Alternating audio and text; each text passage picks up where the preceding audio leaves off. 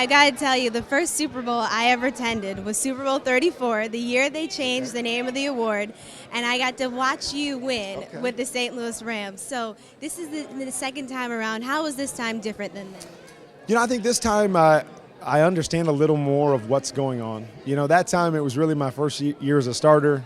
I really didn't know what I was doing, and then we got to the Super Bowl, and I really didn't know how to handle that, as much as it was a great experience. But I think this time around, I appreciate it a lot more. And I'm able to reflect on, I think, my career and what God's done with me. And I think I can step back and appreciate being in this place. Because I think sometimes when you're young and you're early in your career and you think, well, I'm going to be in the Super Bowl every year. This is going to happen all the time. But this is really, really a special time and a special moment for me and the organization and all the Cardinal players. And I just wanted to step back, slow it down a little bit, and really enjoy it. So what do you see your future being in the future of the NFL?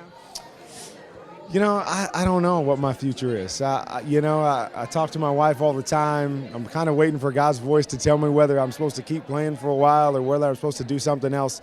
But I don't know. Right now, I'm enjoying the moment, and I'm enjoying being here.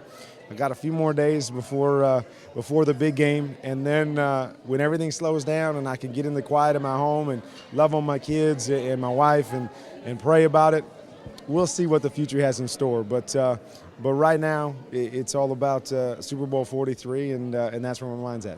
Now, speaking of kids, you have 7 children, and I was amazed when I saw that. I think that's amazing. I got to talk to your wife a little bit about that, but how busy does that keep you in the off season with 7 kids running around? It keeps us busy all the time, off season, in season.